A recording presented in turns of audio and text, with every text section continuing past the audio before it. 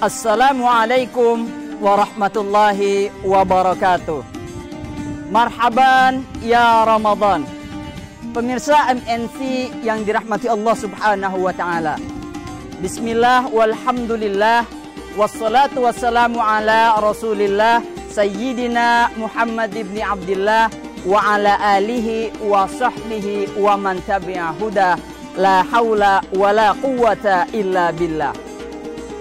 Ibadah puasa adalah ibadah yang rahasia. Kenapa dikatakan rahasia?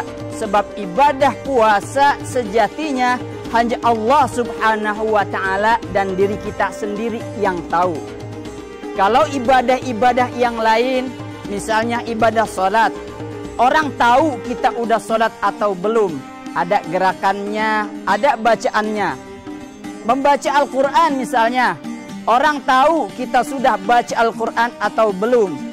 Kualitasnya pun orang tahu mana yang baik, mana yang buruk, mana yang benar, mana yang salah. Orang bisa mendengarnya. Sedekah misalnya, orang tahu kita sedekah atau belum. Ada penerimanya. Bahkan kadang-kadang di beberapa masjid diumumkan, telah kami terima amal jariah 2 juta rupiah dari Fulan bin Fulan misalnya. Disebutkan ya, apalagi misalnya ibadah haji.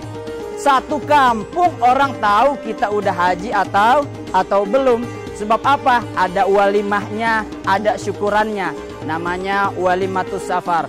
Bahkan setelah pulang dari haji, orang-orang kemudian berkunjung ya, menziarahi ke rumah orang yang habis pulang dari tanah suci untuk minta doa, minta barokahnya. Artinya apa? Ibadah-ibadah yang lain orang tahu kita sudah ibadah atau belum. Namun kalau ibadah puasa, siapa yang bisa jamin kita puasa atau belum? Seorang puasa atau tidak? Misalnya, seorang karyawan ketika pulang dari kantor dia tidak langsung ke rumah. Dia mampir dulu ke rumah makan. Siapa yang bisa jamin? Misalnya lagi kita ya di tengah siang hari kita masuk ke dalam mobil, mobil kita kunci, di dalam mobil kita sendirian, kita makan, kita minum, tidak ada yang tahu. Atau misalnya lagi di tengah hari, siang hari bolong misalnya, saking hausnya ketika berwudu, itu wudu air dimasukkan, kumur-kumur, namun tidak dikeluarkan lagi. Siapa yang tahu? Hanya Allah Subhanahu wa ta'ala dan diri kita yang tahu seberapa bagusnya ibadah puasa kita. Nah, oleh karena saking rahasianya ibadah puasa, maka Allah Subhanahu wa ta'ala juga merahasiakan pahala ibadah puasa. Kalau ibadah yang lain Allah sebutkan pahalanya, Rasulullah sebutkan pahalanya. Salat misalnya, Rasulullah sebutkan salatul jama'ati afdalu min salatil fardhi bi 27 darajah. Salat berjamaah pahalanya, salat sendirian pahalanya 1. Salat berjamaah pahalanya 27, Rasul sebutkan. Misalnya lagi membaca Al-Quran, Rasul sebutkan man qara'a harfan min kitabillah. Barang siapa yang membaca 1 huruf dari Al-Quran, falahu hasanah, maka dia mendapatkan 1 pahala kebaikan. Wal hasanatu bi asyri amthaliha. Kata Rasul, 1 pahala kebaikan dicatat sebagai 10 pahalanya. La aqulu alif lam mim harfun. Ya, kata Rasulullah, alif lam mim itu bukan 1 huruf, walakin alifun harfun. Alif 1 huruf, lam 1 huruf, dan mim 1 huruf. Kita baca alif lam mim saja, itu pahalanya sudah 30. Bayangkan berapa pahalanya kalau kita baca 1 juz 1 Al-Quran. Nah, oleh karena yang lainnya rahasia, maka Allah Subhanahu wa ta'ala juga merahasiakan pahala puasa. Kata Allah, pahala puasa, yaqulu amal ibni Adam yudha'afu lahu hasanah bi asyri amsalihha ila 700.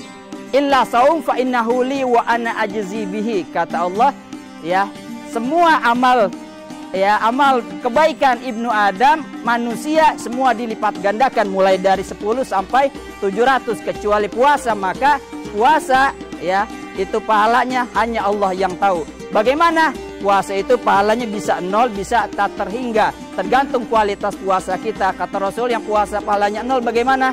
Ya, kam min sa'imin laisa lahu min siyamihi illa ju' wal atash.